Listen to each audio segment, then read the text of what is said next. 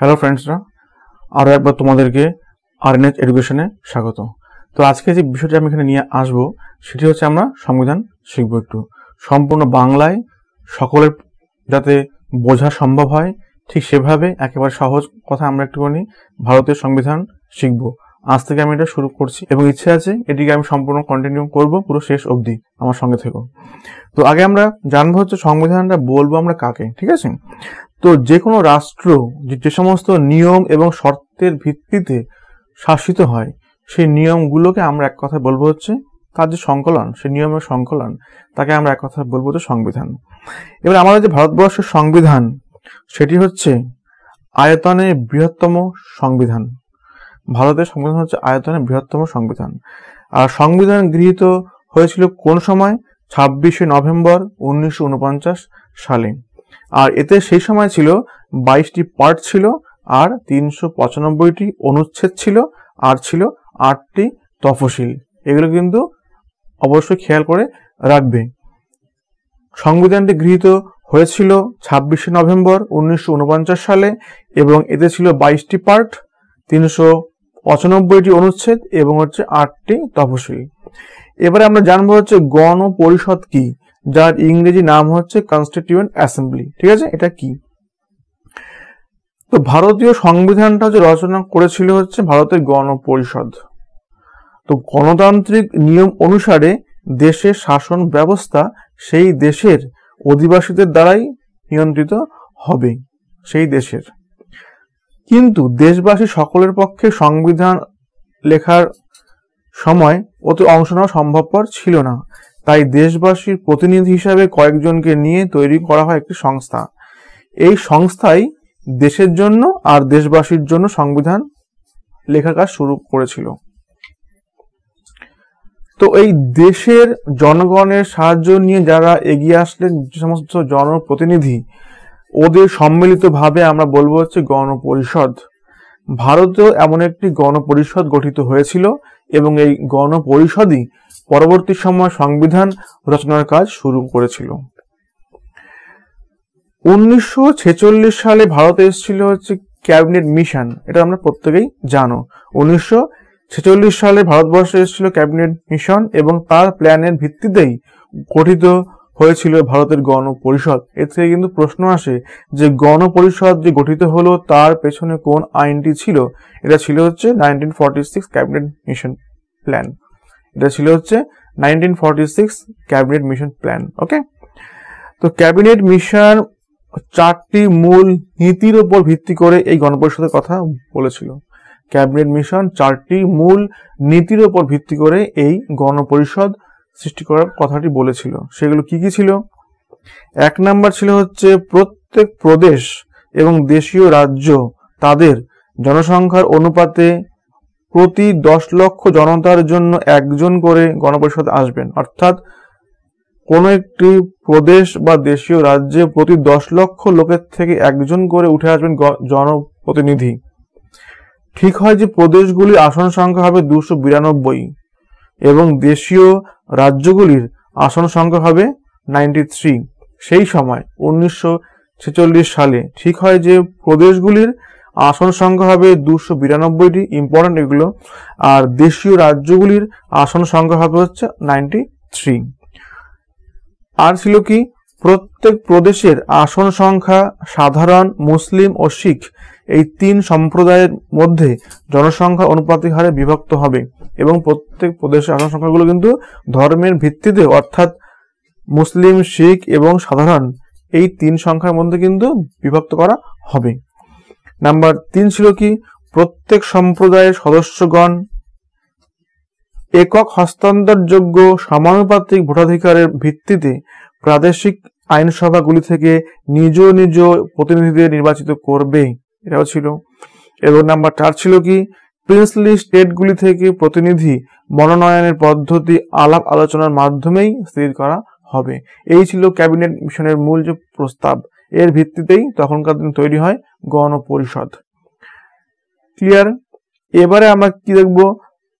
এবার দেখছি যে ক্যাবিনেট মিশন প্ল্যান অনুসারে 1946 সালের জুলাই মাসে গণপরিষদের নির্বাচন অনুষ্ঠিত হয়।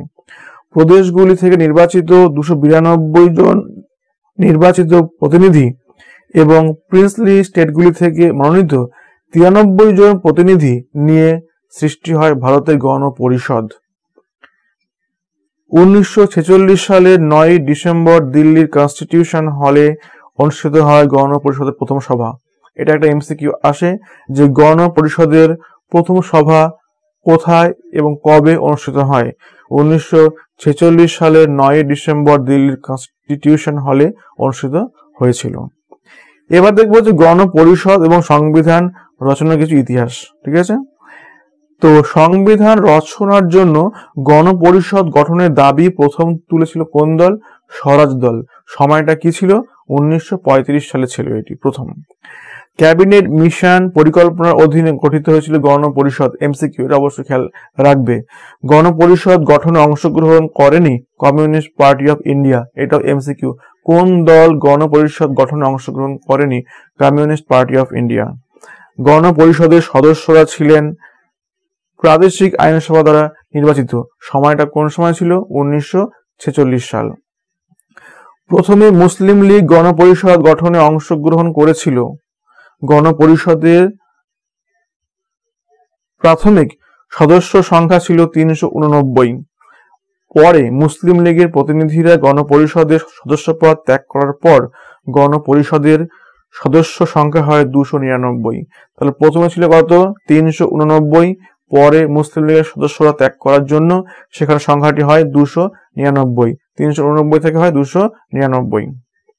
9 ডিসেম্বর অনুষ্ঠিত হয় গণপরিষদের প্রথম সভা। কোথায় হয়? দিল্লিতে। ওই সভায় গণপরিষদের প্রবীণতম সদস্য রূপে গণপরিষদের কার্যনির্বাহী সভাপতির পদ অলঙ্কৃত করেছেন ডক্টর সচ্চিদানন্দ সিনহা। ঠিক আছে, এটা একটা এমসিকিউ যে গণপরিষদের প্রথম সভাপতি কে ছিলেন? ডক্টর সচ্চিদানন্দ সিনহা। 11 ডিসেম্বর অনুষ্ঠিত হয় গণপরিষদের দ্বিতীয় সভা। তাহলে প্রথমটা ছিল 9 ডিসেম্বর, তারপরটা হচ্ছে 11 ডিসেম্বর। প্রথমটা হচ্ছে 9 ডিসেম্বর, তারপরটা হচ্ছে 11 ডিসেম্বর। ওই সভায় গণপরিষদের স্থায়ী চেয়ারম্যান হিসেবে নির্বাচিত হন ডক্টর রাজেন্দ্র প্রসাদ। তাহলে তার আগের জন ছিলেন হচ্ছে অস্থায়ী। ঠিক আছে, ভারতীয় সংবিধান রচনার জন্য গণপরিষদে গঠিত হয় মোট 13টি কমিটি। তাহলে সংবিধান রচনার জন্য গণপরিষদে মোট 13টি কমিটি গঠন করা হয়েছিল।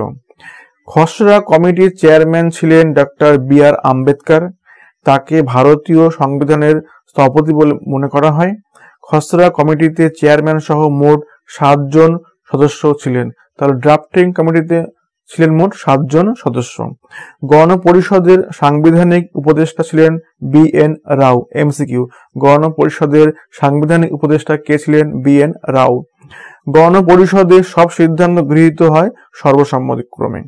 এবার দেখবো হচ্ছে 22 ডিসেম্বর জানুয়ারিতে গণপরিষদে সম্মুখ উদ্দেশ্যমূলক প্রস্তাবটি উত্থাপন করেন জওহরলাল নেহরু। সময়টা হচ্ছে 1947 সাল। 26 নভেম্বর গৃহীত হয় ভারতীয় সংবিধান 1949 সালে। ভারতীয় সংবিধান গৃহীত হওয়ার সঙ্গে সঙ্গে যে যে বিষয়গুলো কার্যকর হয় তাদের মধ্যে অন্যতম নাগরিকতা সংক্রান্ত বিষয়, নির্বাচন এবং কার্যনির্বাহী সংসদ। 26 জানুয়ারি কার্যকর হয় ভারতীয় সংবিধান 1950 সাল। এটি এমসিকিউ যে ভারতীয় সংবিধান কার্যকরী হয় 1950 সালের 26 জানুয়ারি। অবশ্যই খেয়াল রাখবে। আসছে আমরা পরবর্তী জায়গাতে। গণপরিষদের সদস্যগণ প্রাদেশিক আইনসভার সদস্যদের দ্বারা নির্বাচিত হয়েছিলেন এবং আইনসভার সদস্যরা নির্বাচিত হয়েছিলেন সাধারণ জনতাদের দ্বারা গঠিত নির্বাচক মণ্ডলী দ্বারা। অর্থাৎ দু ধরনের কিন্তু এখানে নির্বাচন ছিল। গণ প্রাদেশিক আইনসভার সদস্যদের দ্বারা নির্বাচিত হয়েছিলেন এবং আইনসভার সদস্যরা নির্বাচিত হয়েছিলেন সাধারণ জনতাদের নিয়ে গঠিত নির্বাচক মণ্ডলী দ্বারা। অর্থাৎ প্রথমে সাধারণ জনতারা নির্বাচিত করেছিলেন আইনসভার সদস্যদের এবং সেই আইনসভার সদস্যরা আবার গণপরিষদের সদস্যদের নির্বাচন করেছিলেন। তৎকালীন ভারতের মাত্র 14% ভারতবাসীর ভোটাধিকার ছিল। সেই সময় 1946 সালে ভারতবর্ষের মোট যে জনসংখ্যা ছিল তার মধ্যে মাত্র 14% লোকের ভোট দেওয়ার অধিকার ছিল। ব্যক্তি বিশেষ রূপে ভারতীয়দের ভেতরে ব্যক্তিবিশেষ রূপে ভারতীয়দের দ্বারা ভারতীয় সংবিধান রচনার দাবি জনসমক্ষে প্রথম উত্থাপন করেছিলেন মানবেন্দ্রনাথ রায়? এটি খুব ইম্পর্টেন্ট একটি প্রশ্ন। তিনি ভারতের কমিউনিস্ট মুভমেন্টের জনক। অর্থাৎ যদি ব্যক্তিবিশেষ ইন্ডিভিজুয়ালি যদি কেউ প্রথম ভারতের সংবিধানের যে প্রয়োজন আছে এটি উত্থাপন করেছিলেন, তিনি হলেন মানবেন্দ্রনাথ রায়, MN রায়। তিনি কিন্তু ছিলেন ভারতের কমিউনিস্ট মুভমেন্টের জনক, অথচ এই কমিউনিস্ট পার্টি কিন্তু গণপরিষদে অংশ নেয়নি। গণপরিষদ ভারতের জাতীয় পতাকাকে গ্রহণ এবং অনুমোদন করেছিল 22শে জুলাই 1947 সালে।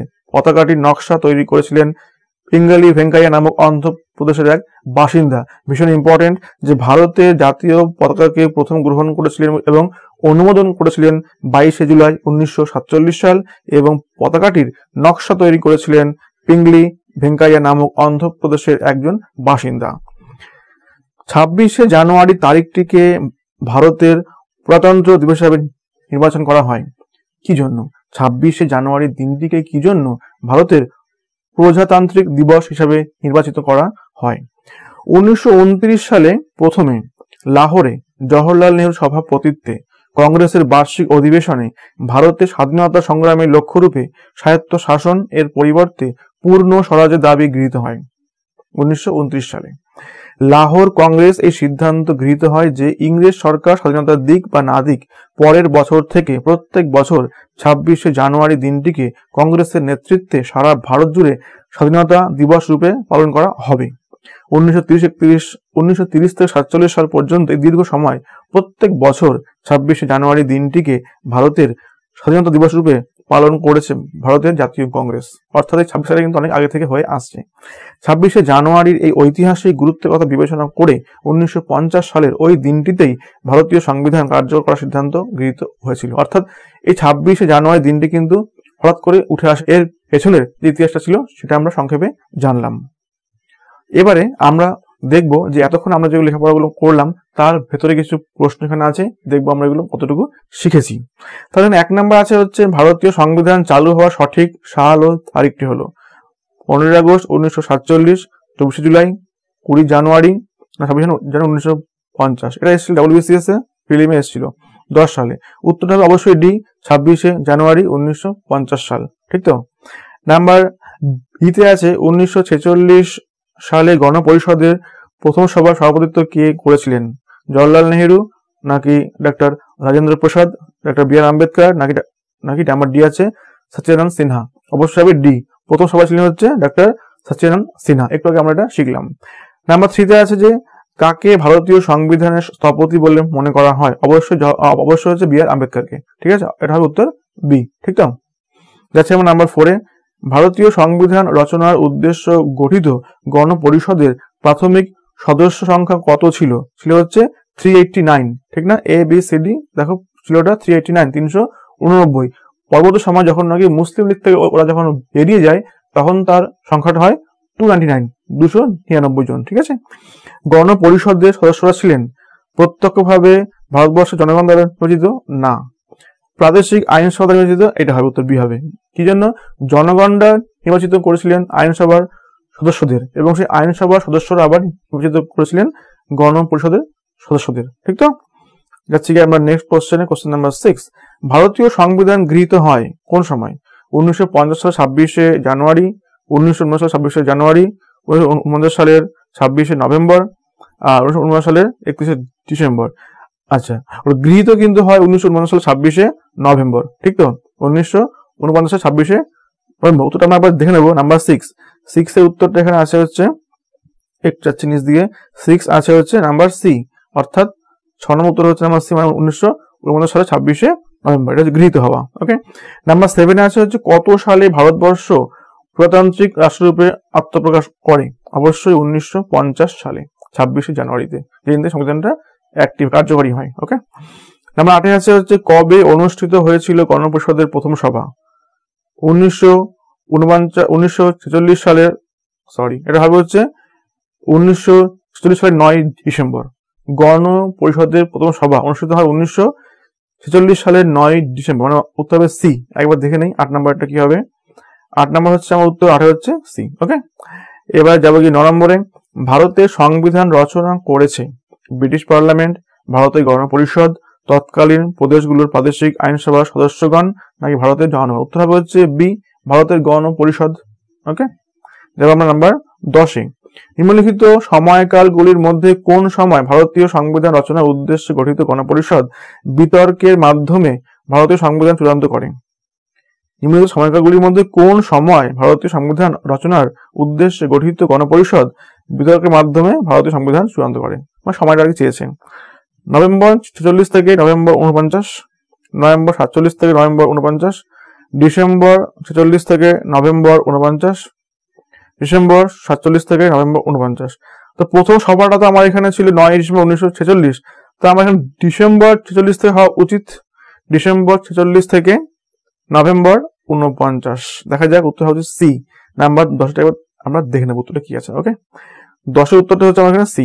ঠিক আছে, তা 10 নম্বর উত্তরটা হচ্ছে আমার এখানে চলে যাচ্ছে ডিসেম্বর 1946 থেকে নভেম্বর 1949 সাল পর্যন্ত। এই সময়কালের ভেতরে আর কি আমাদের সংবিধানটা লেখা হয়েছিল। এবার যাবো হচ্ছে নাম্বার 11-এ আছে, ভারতীয় সংবিধানে গণপরিষদ দ্বারা গঠিত খসড়া কমিটির প্রধান কে ছিলেন? জওহরলাল নেহেরু, রাজেন্দ্র প্রসাদ, বি আর আম্বেদকর, উপরে কোনটি নয়। খসড়া কমিটি হচ্ছে আমার উত্তর হচ্ছে বি আর আম্বেদকর। ঠিক আছে, তো উপরে কিছু একটা সমস্যা আছে হয়তো, তুমি একবার দেখে নেবে ওটা। তাহলে খসড়া কমিটির প্রধান ছিলেন হচ্ছে বি আর আম্বেদকর। তারপর কি নাম্বার 12-এ, গণপরিষদের সভাপতি কে ছিলেন? জওহরলাল নেহেরু, বল্লভভাই প্যাটেল, মৌলানা আবুল কালাম আজাদ, রাজেন্দ্র প্রসাদ। এটা হবে হচ্ছে রাজেন্দ্র প্রসাদ। ওকে, ডি। নাম্বার 12টা কি আছে? 12 আছে হচ্ছে ডি। ওকে, মানে অস্থায়ী ছিলেন প্রথমে একজন সিনহা, তারপরে স্থায়ীভাবে আসেন হচ্ছে ডক্টর রাজেন্দ্র প্রসাদ। নাম্বার 13 আসবে এবার। নাম্বার 13 আছে হচ্ছে, নিম্নলিখিত কোনটির অধীনে গঠিত হয়েছিল গণপরিষদ? কোনটির অধীনে? এক আছে মাউন্ট ব্যাটেন প্ল্যান, 2 আছে বি আছে ক্যাবিনেট মিশন প্ল্যান, সিতে আছে ভারতীয় স্বাধীনতা আইন, আর ডিতে আছে হচ্ছে ওয়াভেল প্ল্যান। অবশ্যই হচ্ছে হবে ক্যাবিনেট মিশন প্ল্যান 1946 সালেরটা। ঠিক আছে, নাম্বার 14-তে আসবে এবার। 14-তে আছে হচ্ছে, ভারতের সংবিধান কোন তারিখে ঘোষণা করা হয়? সংবিধানটা ঘোষণা করা হয় 1950 সালের 26শে জানুয়ারি। 26শে জানুয়ারি, ডি উত্তর হওয়া উচিত। নাম্বার 14 হচ্ছে ডি উত্তর। ওকে, নাম্বার 15 আছে হচ্ছে, ভারতের শাসনতন্ত্র নিম্নলিখিত কোন দিন থেকে কার্যকরী হয়? 1950 সালের 26শে জানুয়ারি, এটা হবে নাম্বার সি হবে। ঠিক আছে, অর্থাৎ যেদিন থেকে আমাদের সংবিধানটা কার্যকরী হয় 1950 সালের 26শে জানুয়ারি, নাম্বার সি। দেখে না, 15 নাম্বার হবে সি। ওকে, তাহলে আজকের আমাদের প্রশ্ন আমরা এইটুকুই আমরা এইখানে আমরা শেষ করলাম। ঠিক আছে, তোমাদের কেমন লাগলো আমাকে জানিও। তাহলে আজকের এই ভিডিওটি এত অবধি থাকছে, তোমরা জানিও তোমাদের কেমন লাগলো এটা, এবং আমার সঙ্গে এত অবধি থাকার জন্য অসংখ্য ধন্যবাদ। আবার আসবে আমার এই চ্যানেলে। Thank you so much, thank you so much.